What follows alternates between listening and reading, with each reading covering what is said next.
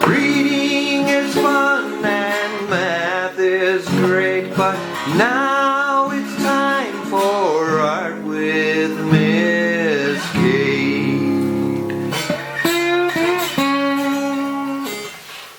Buenos dias, artistas. Hello, artists. Today, Emilu and the art dog and I are going to teach you about reflection. Okay? We're going to learn a little bit about cityscapes. A cityscape is artwork that is about a city. This is the reflection of the capital. Okay? And over here we have several other examples to show you. They're all cityscapes. Does not mean you have to make a cityscape today, however. Here I put clouds in the sky. This is fall or spring. There's no leaves on the tree. A couple buildings, reflection. Here I have a couple buildings and a tree with leaves, reflection. Here I have a very cool building, an apartment building, a house, and a tree with leaves. And here I have 3 buildings and 2 trees with leaves.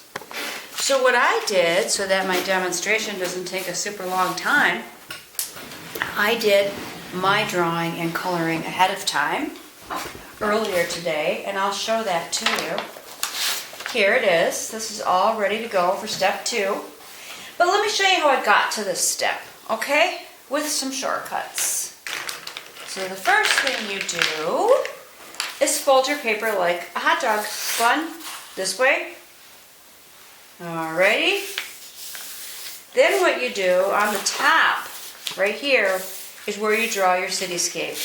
Or maybe you want to draw a bunch of animals, maybe you want to draw a zoo, maybe you want to draw something abstract. You can decide the theme, you're the artist. I'm going to stick with the cityscape because that's what my examples are about. That doesn't mean that's what you have to do. So here's a domed building. Okay. There's some really tall windows. And then I'll put a tree.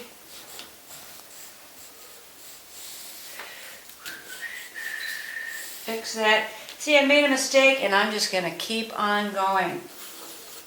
Kids think I don't make mistakes. I make mistakes all the time. I just don't flip out. I just keep going and usually people don't notice. So here we'll do a tall, skinny building. Okay. Alright. Changing my window shapes. Okay. Then, I'm going to do another tree. I really like trees.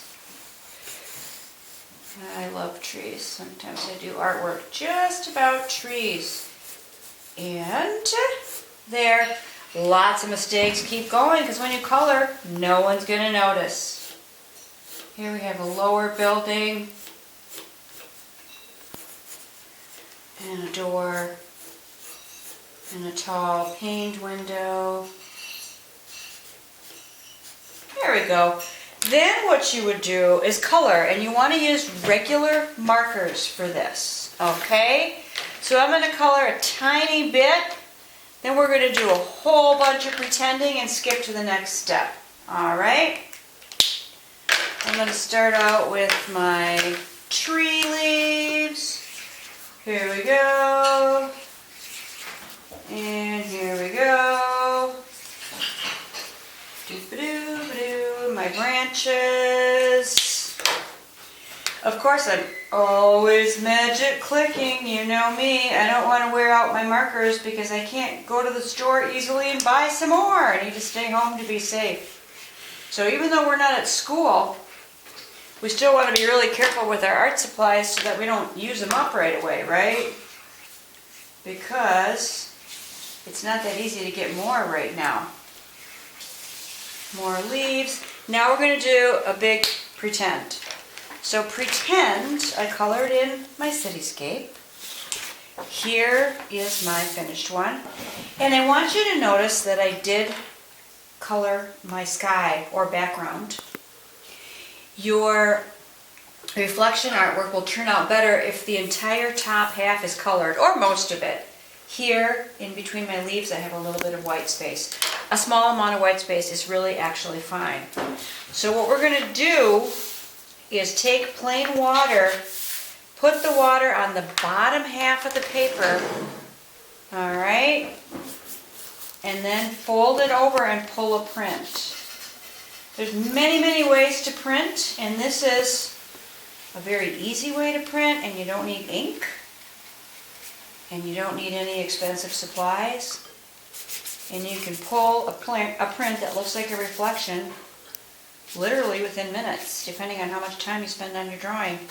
I'm being really generous with my water. It's going to turn out better. Then what I do, I take the top half, bring it over, fold it, and I rub it. That's important. What you'll notice when you open it back up is if there's parts of the paper where your hands don't touch, it won't print. It's not the end of the world though. You just add more water, refold, and reprint. So right here, see this? Let me fix it. I'm kind of glad it didn't turn out perfectly because now I can show you how easy it is to fix it when it doesn't. All it means was I didn't have enough water and or that I didn't rub the paper firmly enough. One or the other, or both. It could be both too. I just love this project and it's so easy and so cool. It's kind of like some more art magic. Now, really trying to do a good job and get every single part of my paper. Okay. Let's see if it worked now. Now I'll try again. Okay. Aha. There we go. And here's a little bit where it didn't work. I can fix it. Super easy to fix it. You also might like that look where it's not perfectly reflected. That's fine too. I kind of like it that way, but I want to show you that I do make mistakes and I do keep on going. And it is not the end of the world. You just fix it. Okie dokie. So, there we go, folks. I miss you all, and I hope you have a wonderful time creating reflection and printing. Bye-bye.